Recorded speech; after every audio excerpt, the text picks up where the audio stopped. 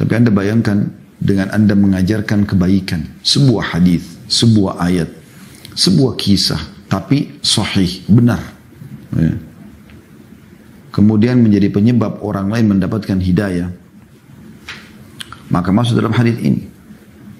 Sesungguhnya Allah. Ditambah lagi, seluruh malaikat. Tidak terkecuali. Ya. Di sini dikatakan, wa malaikatahu. Ini jamak ya. Karena malaikat jamak daripada malak. Artinya seluruh malaikat di sini. Ditambah lagi wa ahlas samawati wal ard. Dan seluruh penghuni langit dan juga penghuni bumi. Semuanya ini.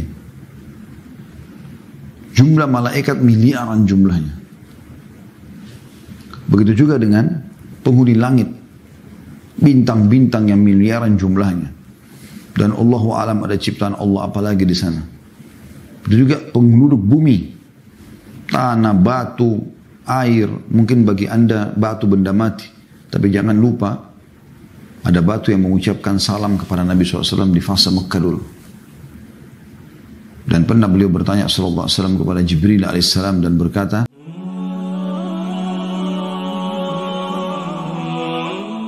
dan terlalu banyak keutamaan dalam menyampaikan agama Allah subhanahu wa ta'ala ini yang harusnya menjadi skala prioritas bagi setiap muslim dan muslimah.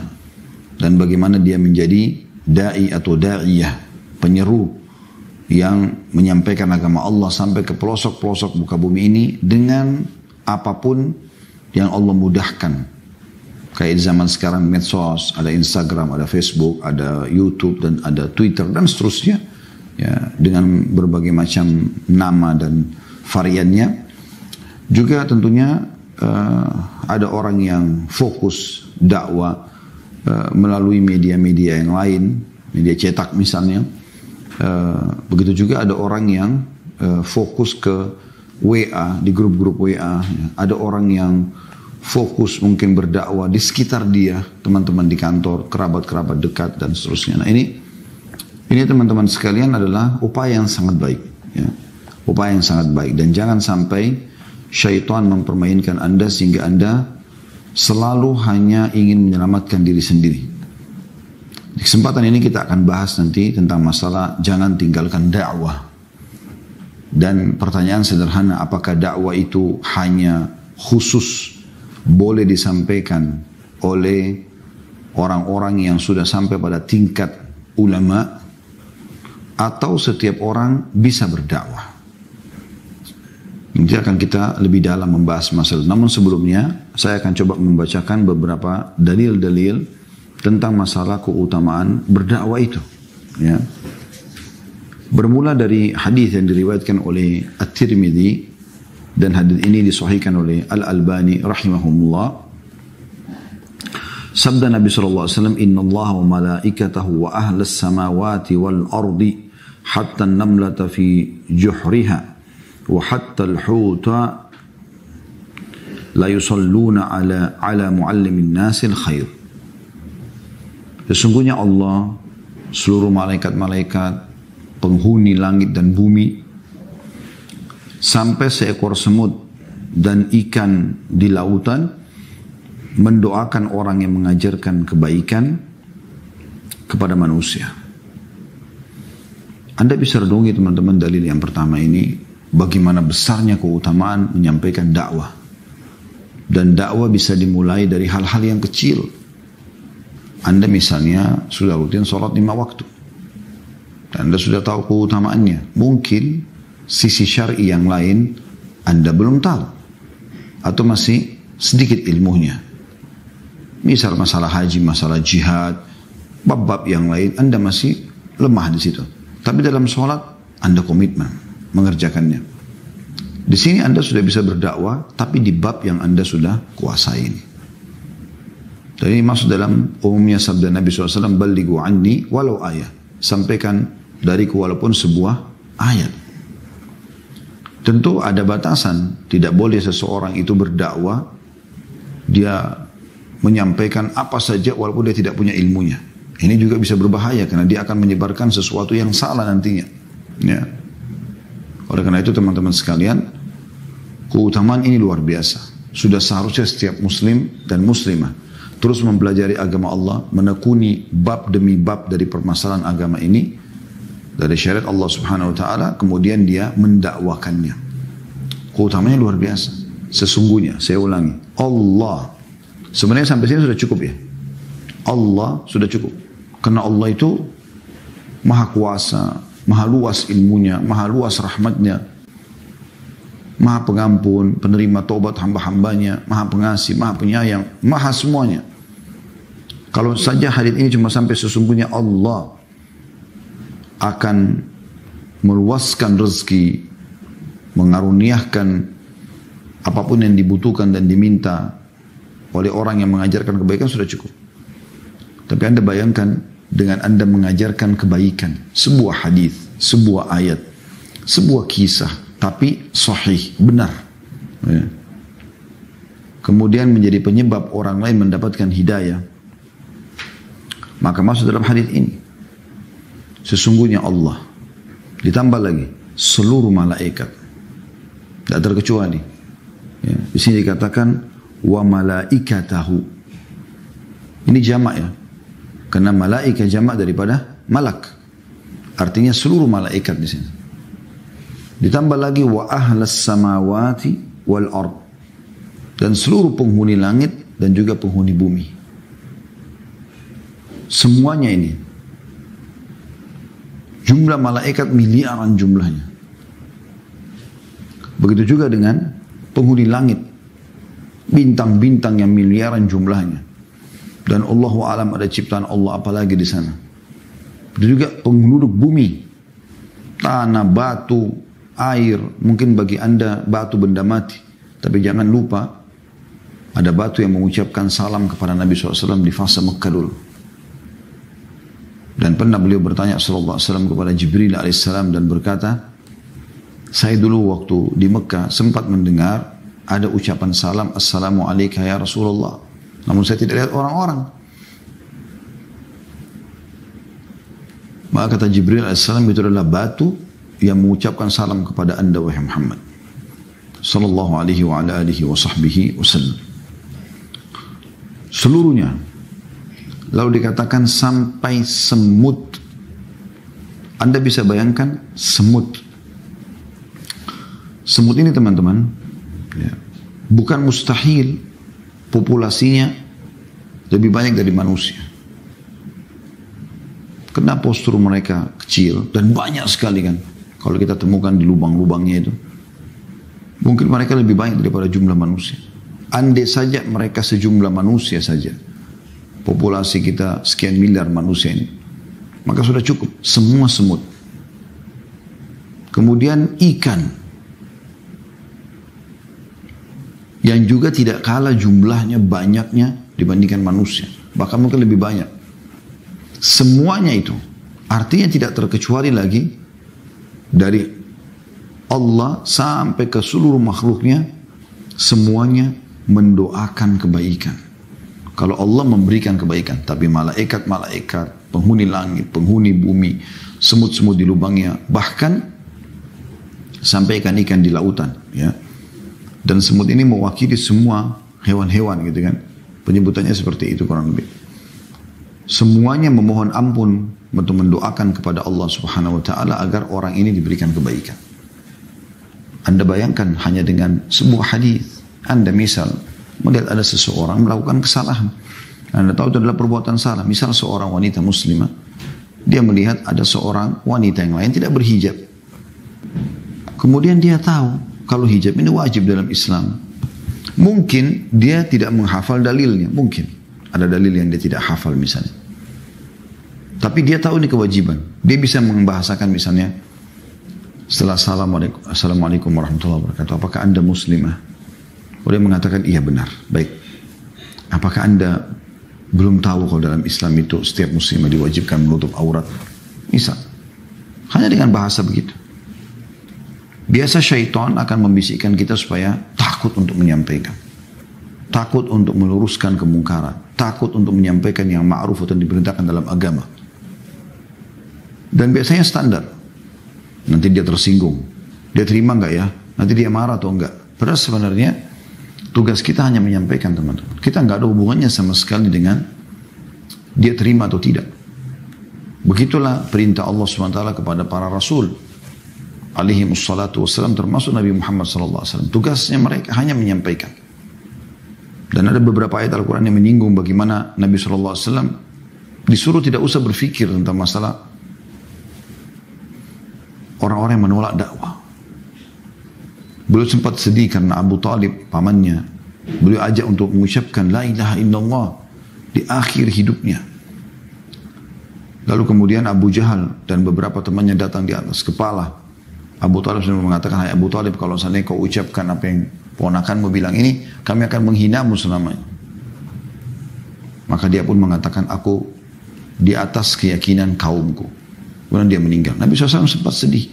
Allah turunkan firman yang masyhur, A'udzubillahi minasyaitonirrajim, innaka la tahdi man ahbabta, walakin Allah yahdi man yasha. Sesungguhnya hai Muhammad, kau tidak bisa memberikan petunjuk kepada orang yang kau cintai, tapi Allah memberikan petunjuk kepada siapapun yang dia inginkan. Maka kita tugas hanya menyampaikan. Masalah orang itu terima atau tidak terima itu urusan nanti. Dan berapa banyak teman-teman sekalian orang yang hanya menyampaikan sebuah hadis, dia coba berdakwah apa yang dia ketahui, tapi syaratnya benar ya, supaya jangan anda justru terbalik menjadi dosa kalau orang melakukan perbuatan yang salah. Kemudian orang-orang yang didakwah itu ternyata ada yang menjadi ulama besar, bukan mustahil itu ya. Banyak terjadi seperti itu. Saya subhanallah sering ketemu dengan beberapa orang yang saya lihat Masya Allah mengajar di masjid sana sini, mengajar Al-Quran, mengajar agama, sampai ada yang luar negeri, bertugas di luar negeri.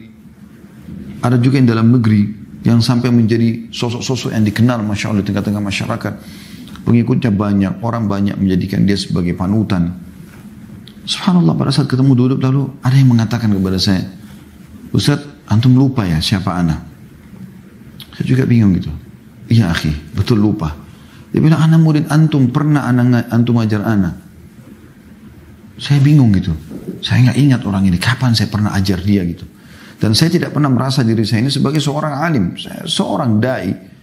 Sebagaimana yang sedang kita bahas, ada beberapa hal yang saya ketahui, saya berbagi. Saya juga masih punya banyak kekurangan. Kita masih kembali kepada ulama-ulama besar. Kita hanya menyampaikan apa yang bisa kita sampaikan.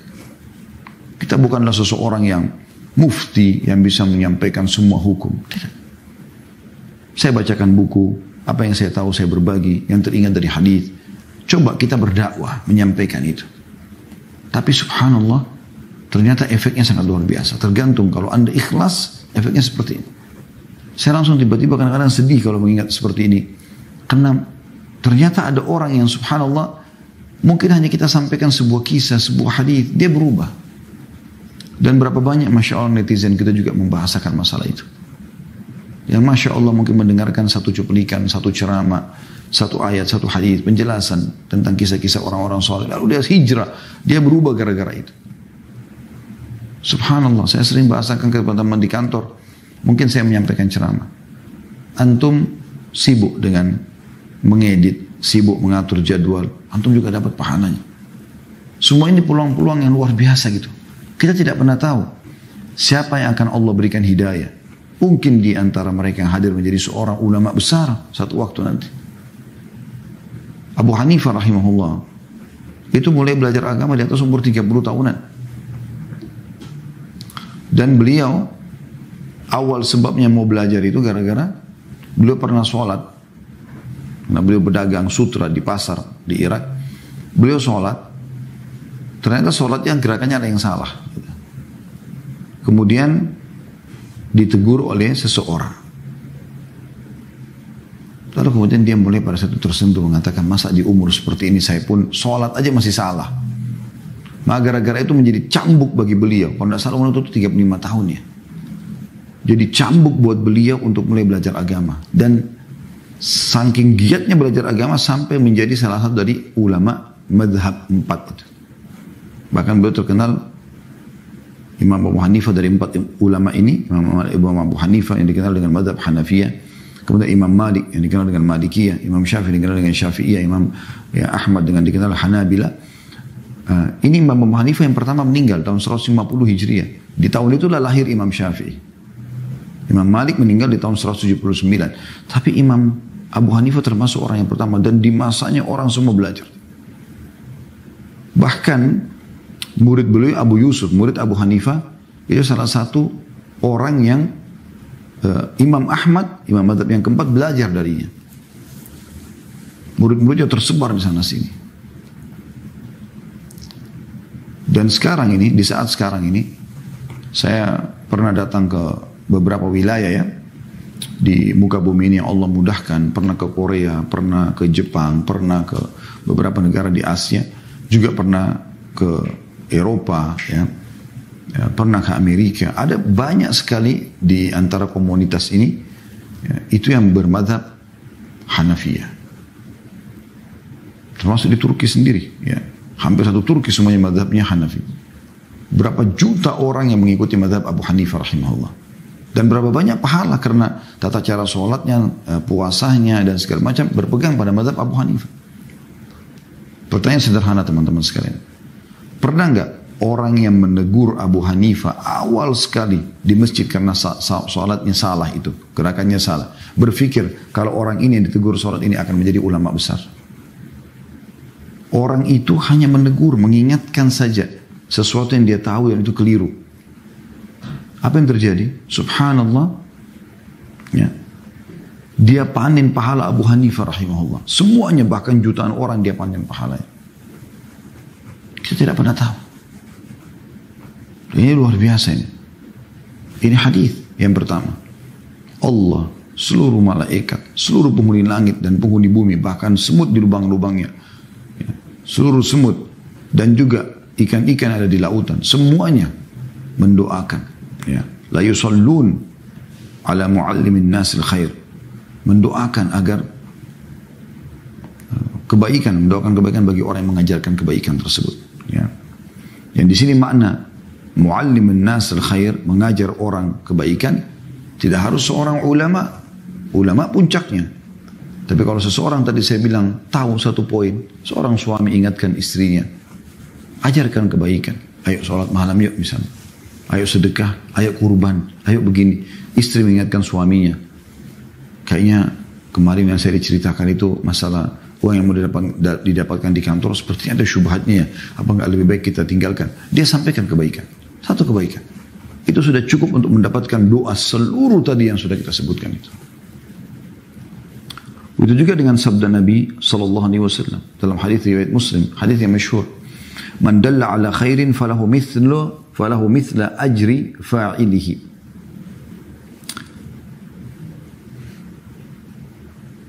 Man dalla ala khairin falahu mithlu ajri fa'ilihi. Barang siapa menunjukkan kepada kebaikan, maka baginya pahala seperti orang yang melakukannya.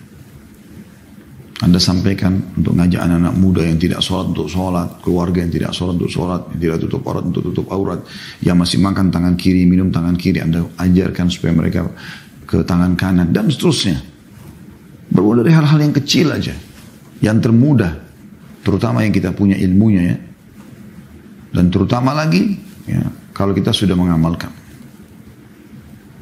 maka kita akan panen pahala dia. Dan ini saya melihat peluang yang Allah subhanahu wa ta'ala berikan kepada kita sebagai seorang muslim, bagaimana memperbanyak pahala pada hari kiamat nanti. Juga sabda Nabi SAW diriwayatkan oleh Imam Muslim, man da'a ila huda, kana lahu minal ajri mithlu ujuri man tabi'ahu, la yunqasu min ujurihim syai'a. Saya ulangi, man da'a ila huda, kana lahu minal ajri mithlu ujuri man tabi'ahu, la yunqasu min ujurihim syai'a. Barang siapa yang mengajak kepada hidayah, maka baginya pahala seperti orang-orang yang mengikutinya, tanpa mengurangi pahala mereka sedikit pun.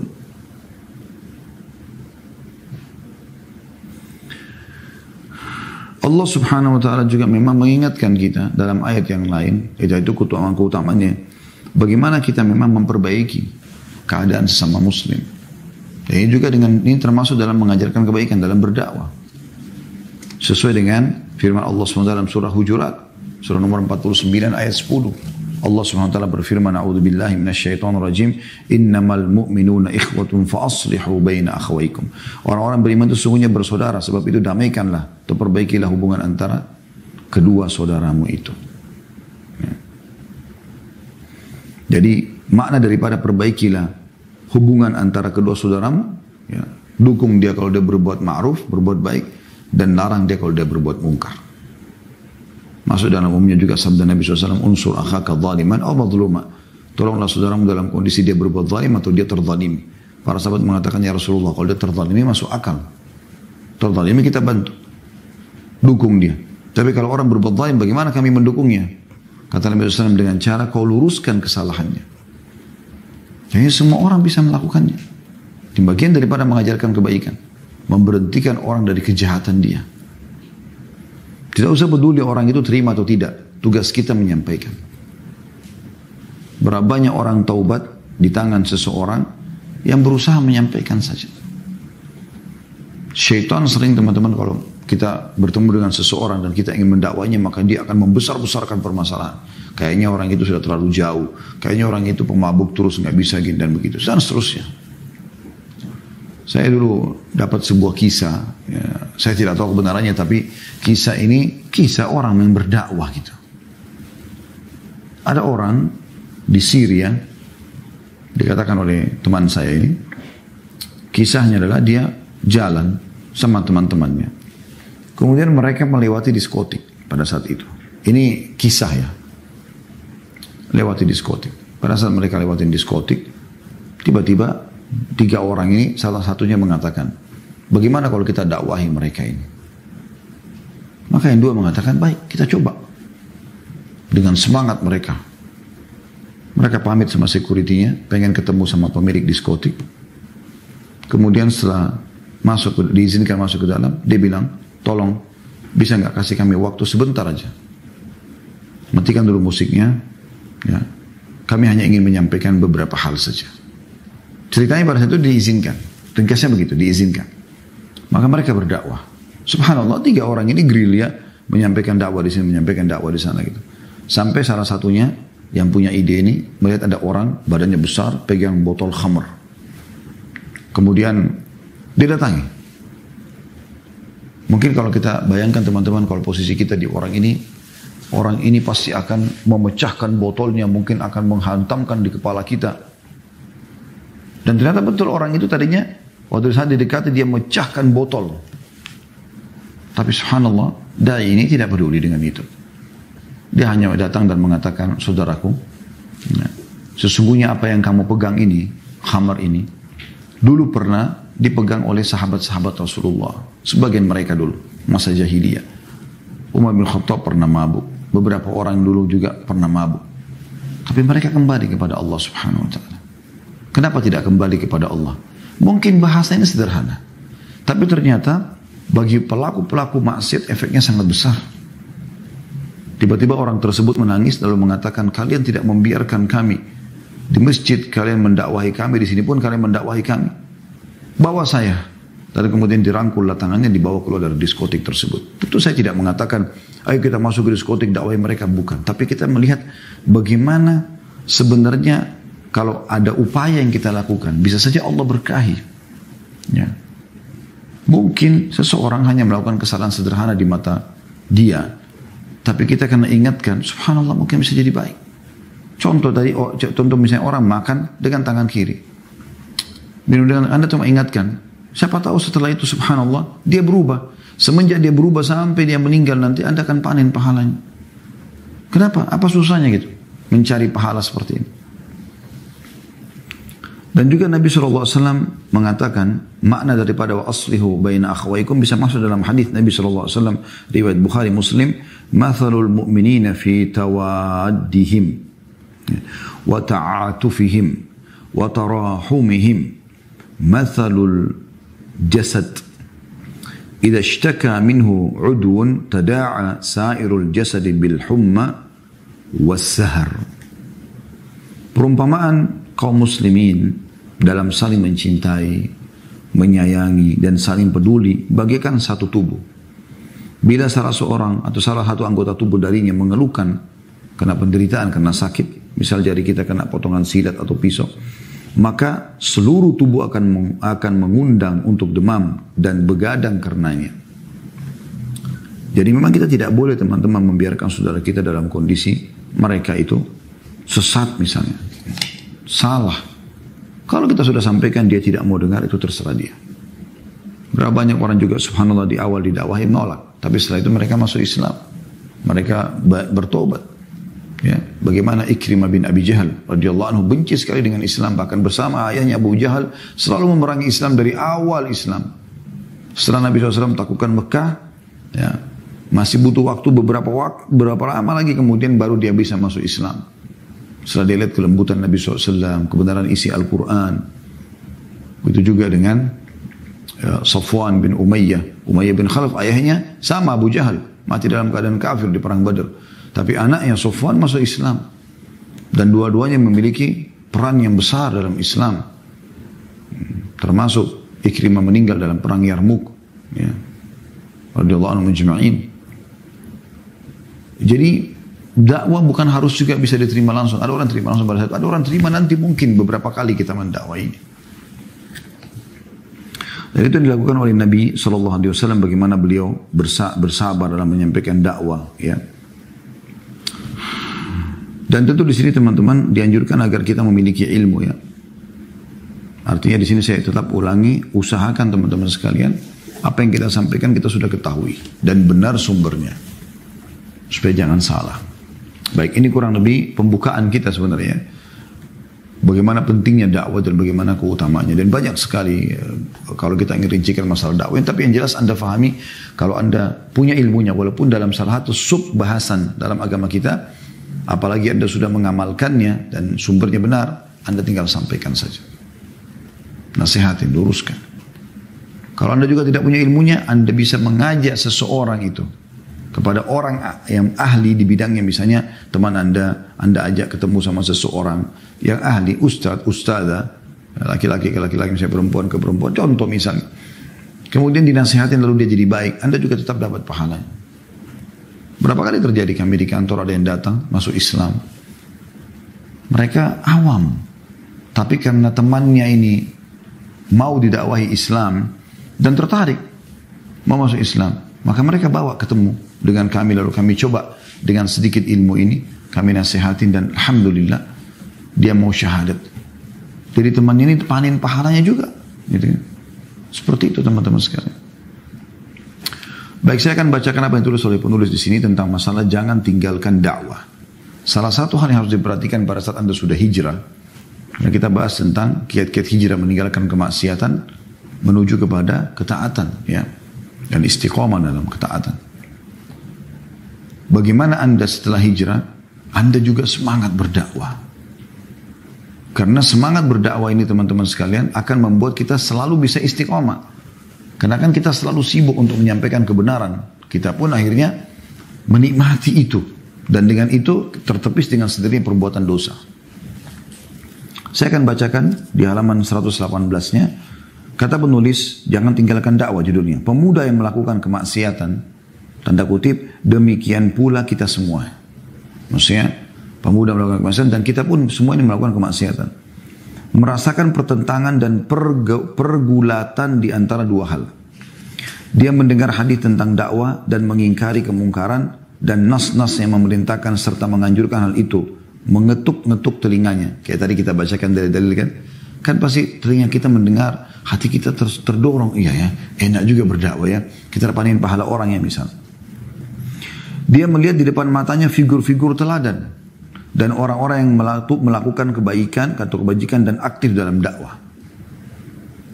Sebab ini semua ini mengajaknya untuk ikut serta dan terjun ke dalam medan dakwah serta berjalan bersama kafilah tersebut. Sebab waktu dan umur itu tidak akan pernah menunggu. Artinya setelah Anda melihat para dai-dai, para ikhwah, para akhwat kita yang sudah mulai hijrah, mereka coba menyampaikan agama Allah ini, maka kita juga jadi terdorong kan. Itu umumnya begitu. Bahkan kita jadi semangat untuk menyampaikan ini. Kata beliau, saat semangat dalam jiwanya menggebu-gebu dan siap diaplikasikan menjadi kesungguhan, perbuatan dan sikap, muncullah suara lain yang mengoyaknya dari dalam dirinya seraya berkata kepadanya. Dan ini bisikan syaitan. Apa bisikan tersebut? Apa ini? Apakah kamu akan berdakwah untuk mengajak manusia kepada agama Allah sedangkan kamu sendiri masih kotor dan banyak dosa? Dakwah dan membela agama adalah kedudukan mulia dan derajat tinggi yang tidak layak untuk orang-orang sepertimu. Orang-orang yang banyak melakukan kesalahan. Lebih baik kamu berdakwah kepada dirimu sendiri, menyuruhnya berbuat kebajikan dan mencegahnya berbuat kemungkaran. Udah buat dirimu sendiri aja. Ada kalanya suara ini menang sehingga dia mengurungkan niatnya dan menunda untuk fase berikutnya. Karena Anda kalau mau berdakwah nanti Anda butuh ilmu, maka Anda akan belajar kan gitu. Anda tidak akan ke fase itu karena Anda sudah cut diri Anda dari awal. Bisa dilihat bagaimana perilaku ini dipengaruhi oleh tekanan syar'i. Ya. Jadi seakan-akan ini adalah dalil syar'i, gitu kan? Bahwasanya kamu belum layak. Itu khusus untuk orang-orang yang kelasnya memang ulama-ulama gitu. Dan bahwa perasaan berdosa menyebabkan dirinya urung memasuki medan dakwah tersebut. Mencapai hasil yang langsung dengan kesalahan dan kebenaran suatu ucapan adalah logika yang tertolak. Artinya begitu muncul di benak Anda bisikan seperti langsung Anda membenarkan, ini tertolak secara akal. Baik secara syar'i maupun secara akal. Harusnya kan dicerna dulu. Karena itu pernyataan tersebut harus ditimbang dengan nas-nas syariat dan logika akal yang kokoh menurut timbangan syariat. Mungkin benak Anda, wahai saudaraku yang mulia, cukup mampu untuk mendiskusikan masalah ini. Kita katakan, dan kepada Allah kita meminta taufik dan kepadanya kita meminta pertolongan. Yang pertama. Jadi beliau cuma menjawab syubhat ini. Banyak orang tidak mau berdakwah karena dia merasa dirinya kotor, penuh dengan dosa. Siapa sih saya gitu kan? Kata beliau yang pertama untuk menepis ini. Tidak dilakukan lagi bahwa perkataan yang tidak dibuktikan dengan perbuatan adalah perbuatan yang tercela. Jadi misalnya orang suruh sholat tapi dia tidak sholat itu memang tercela. Menurut Al-Quran dan As-Sunnah serta pernyataan generasi salaf umat ini. Berada daripada dalil Al-Quran misalnya dalam surah As-Saff ayat 2 sampai ayat 3 yang berbunyi a'udzubillahi minasyaitonirrajim ya ayyuhalladzina amanu lima taquluna ma la taf'alun kabura maqtan 'indallahi an taqulu ma la taf'alun. Wahai orang-orang beriman, mengapa kalian mengatakan sesuatu yang tidak kalian kerjakan? Sangatlah besar kebencian di sisi Allah bahwa kalian mengatakan apa-apa yang tidak kalian kerjakan. Di dalam Al-Quran juga disebutkan dalam surah Al-Baqarah ayat 44. Jadi ini hardikan terhadap orang yang mengucapkan tapi tidak mengamalkan. Atamuruna an-nasa bil birri wa tansawna anfusakum wa antum tatluna al-kitab afala taqilun. Apakah kalian menyuruh orang-orang mengerjakan kebajikan sedangkan kalian melupakan diri kalian sendiri padahal kalian membaca kitab, maka tidakkah kalian berfikir? Ini dua ayat Al-Quran yang menghardik orang yang tidak mengerjakan apa yang dia ucapkan. Nah ini kan tadi bisa menjadi sebuah syubhat. Jadi orang ketakutan sendiri untuk menyampaikan dakwah. Gitu. Nanti akan dijelaskan oleh penulis. Disebutkan dalam sunnah Nabi SAW dari hadis Usama bin Zaid radhiyallahu anhuma dari Nabi SAW bahwasanya beliau bersabda yuja'u birrajuli yaumal qiyamati fayulqa finnar fatandaliqu aktabuhu finnar fayaduru kama yaduru al-himaru biraha fayajtami'u ahlun nari alaihi fayaqulun ay fulanu ma sya'nuk alaysa kunta ta'muru bil ma'ruf wa tanha 'anil munkar qala kuntu amurukum bil ma'ruf wa la ati wa anhaakum 'anil munkari wa ati. Seseorang datangkan pada hari kiamat nanti lalu dicampakkan di dalam neraka sehingga usus-ususnya keluar. Jadi ada orang nanti disiksa begitu ususnya keluar. Lalu dia berputar sebagaimana keledai berputar mengelilingi alat penggilingan tepung.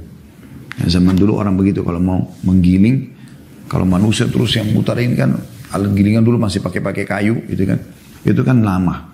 Jadi dia keledai aja dibuat putar di situ ya. Lalu para penghuni neraka berkumpul padanya seraya berkata. Tentu di sini ada footnote ya.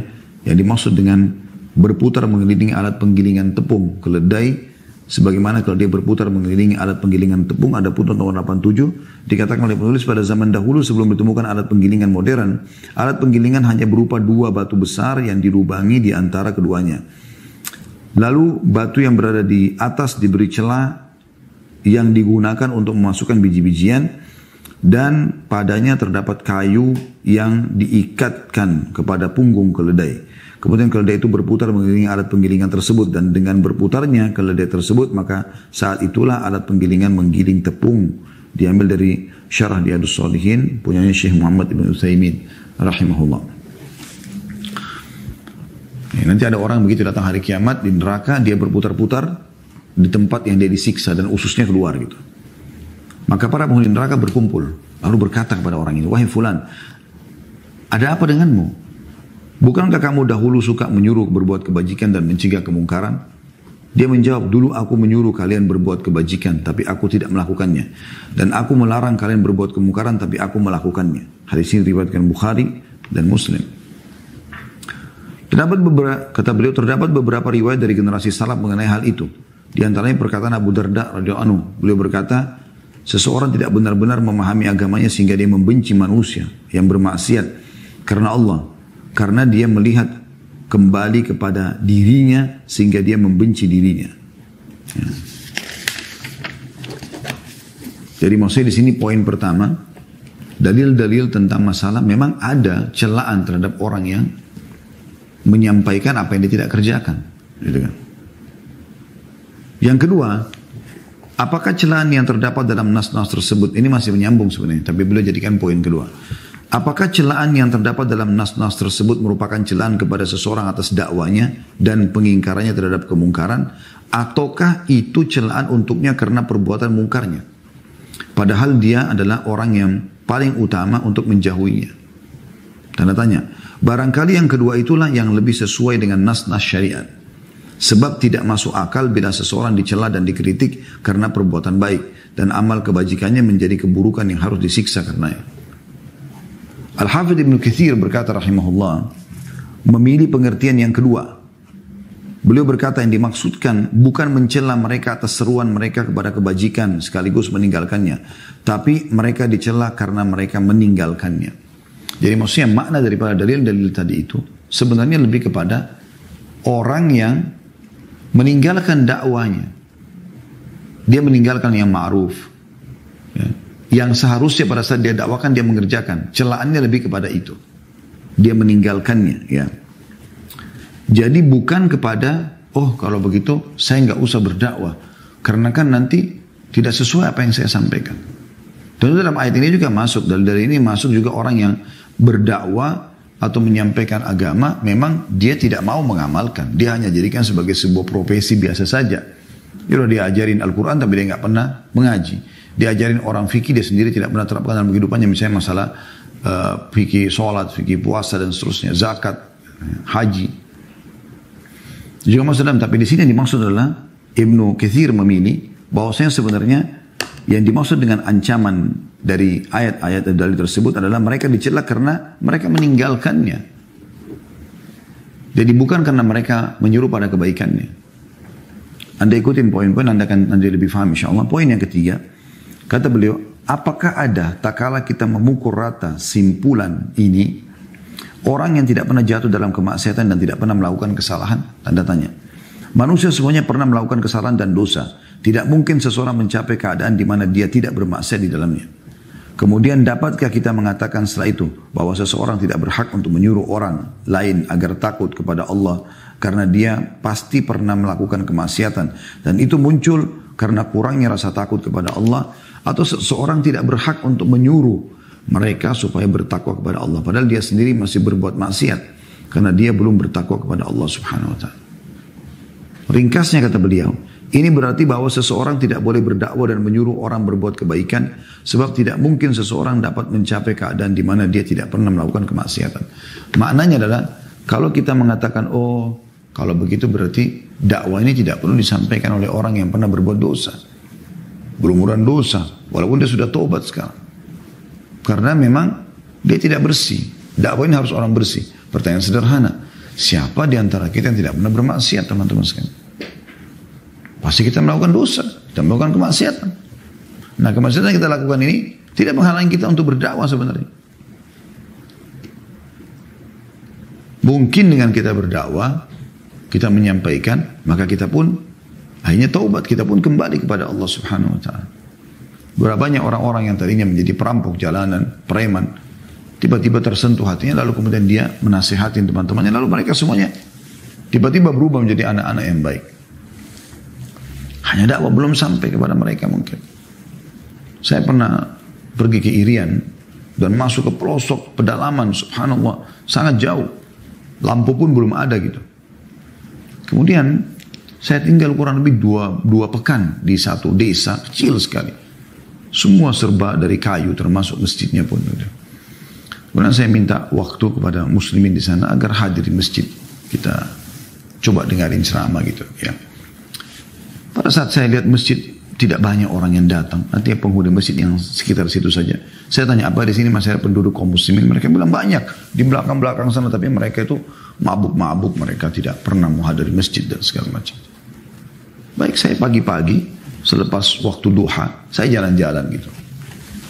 Terus saya terusurin desa itu sambil tegur, assalamualaikum, sapa orang. Sampai saya duduk dengan beberapa anak-anak muda gitu. Setelah saya duduk dengan mereka, ngobrol-ngobrol, mereka tahu, oh, Ustadz ya, mereka tahu saya lagi ada di masjid. Waktu itu ya, ini tahun mungkin 2003, 2002, di awal-awal tahun 2000-an ya. Belum ada medsos ya kita. Maka pada saat itu subhanallah saya ngobrol-ngobrol, akhirnya mereka jadi diskusi. Banyak bertanya tentang keutamaan sholat. Maka saya bicara tentang keutamaan sholat. Saya bicara tentang, sudah tidak ingat semua apa yang saya sampaikan. Tapi pada saat itu sempat menyinggung masalah kematian, ada hisab pada hari kiamat. Cuma sederhana, mungkin setengah jam pada saat itu. Kemudian saya pamit. Subhanallah, saya cuma bilang sebelum saya pergi, insya Allah nanti maghrib, antara maghrib isya ada taklim ya. Silakan datang, mudah-mudahan bisa datang. Ya Ustaz, ya Ustaz. Begitu saya habis sholat maghrib, salam, subhanallah, masjid banyak yang datang. Sampai pengurus masjid pada balik melihat, dan mereka tahu rupanya anak-anak muda ini nggak pernah ke masjid gitu. Kaum muslimin tidak didakwahi saja gitu. Subhanallah, saya pun punya kekurangan banyak, tapi saya coba menyampaikan apa yang saya bisa. Akhirnya kami kumpul, kami ngobrol, dan akhirnya terjadi diskusi yang cukup banyak tentang masalah agama, bertanya. Mereka jadi berubah. Alhamdulillah. Jadi kita ada upaya, Allah akan berkahi. Sa'id bin Jubair rahimahullah berkata, sekiranya seseorang tidak boleh menyuruh berbuat kebajikan dan mencegah kemungkaran sehingga tidak ada dalam dirinya suatu kesalahan pun, maka tidak ada seorang pun yang menyuruh kepada kebajikan dan mencegah kemungkaran. Malik berkomentar tentang perkataan Sa'id rahimahullah, dia mengatakan dia benar, maksudnya Sa'id benar. Siapakah yang pada dirinya tidak ada sesuatu pun kesalahan? Jadi jangan kesalahan kita masa lalu membuat kita jadi tidak mau berdakwah, kita menganggap kita tidak cocok, tidak layak. Tidak. Akhi dan ukhti, kita bisa berubah. Dan insya Allah dengan kita sibukkan diri kita dalam berdakwah, dengan sendirinya itu menjadi barometer ya, dan sesuatu yang mengkanter kita untuk melakukan kesalahan-kesalahan. Akan beda tentu. Orang yang sama sekali tidak terjun di dakwah, sama sekali tidak peduli dengan dakwah, dengan orang yang terjun walaupun beberapa saat dia bergaul sama orang saleh. Mungkin kalau dia berbuat salah dia bisa kembali lagi. Ya. Seorang penyair kata beliau mengisyaratkan makna ini lewat syairnya. Walau lam ya'idh fin nasi man huwa mudhnibun faman ya'idhul 'asina ba'da Muhammadin. Artinya, seandainya orang yang berdosa tidak boleh memberi nasihat di tengah manusia, lalu siapakah yang akan menasihati orang-orang yang bermaksiat sepeninggal Nabi Muhammad sallallahu alaihi wasallam? Ya, artinya Nabi Muhammad sallallahu alaihi wasallam orang yang maksum. Selain daripada beliau bisa saja berbuat salah. Ya, kan? Tapi ini tidak menghalangi kaum muslimin untuk berdakwah, untuk menyampaikan. Yang terakhir, yang keempat, kata beliau, sikap yang harus dilakukan seseorang terhadap kemungkaran ialah dua hal. Yang pertama, meninggalkan kemungkaran itu. Kalau dia lagi buat dosa, dia tinggalkan. Yang kedua, mencegahnya. Jadi tidak cukup meninggalkan. Setelah dia tinggalkan, dia cegah itu. Jangan lagi terjadi pada orang lain. Jangan juga terjadi pada dirinya lagi. Tapi pada orang lain termasuk hal yang harusnya dia lakukan. Karena dia tahu efeknya, dia tahu bahayanya dosa-dosa itu. Sedangkan sikap yang wajib dilakukan olehnya terhadap kebajikan ialah dua hal juga. Yang pertama mengerjakannya. Kalau tadi kan kemungkaran dia tinggalkan, dosa, kemudian dia mencegah setelah itu. Kalau kebajikan ada dua hal juga. Yang pertama dia mengerjakannya, yang kedua memerintahkannya. Setelah dia sholat, setelah dia puasa, dia perintahkan. Tak kala seseorang meninggalkan kewajiban yang pertama, apakah kewajiban yang kedua gugur darinya? Kalau misalnya tadi dia tidak mengerjakan kebaikan, apakah dia gugur juga memerintahkannya? Ibnu Katsir rahimahullah berkata, masing-masing dari dua perkara ini, yaitu menyuruh kepada kebajikan dan mengerjakannya, adalah kewajiban yang tidak dapat gugur salah satunya dengan meninggalkan yang lainnya. Menurut pendapat yang paling benar dari dua pendapat para ulama dari kalangan salaf dan khalaf. Ya. Ini diambil dari tafsir beliau tentunya, ya, tafsir Ibnu Katsir, tafsir Quran Al-Azim, diambil dari halaman 1 atau jilid 1 halaman 129. Dengan Anda meninggalkan nasihat dan amar ma'ruf nahi mungkar lantaran Anda mengerjakan kemungkaran atau meninggalkan kebajikan itu, maka itu adalah kemungkaran yang lain tersendiri. Ya. Jadi memang berat ya kalau dikatakan orang yang berbuat dosa lalu disuruh berdakwah.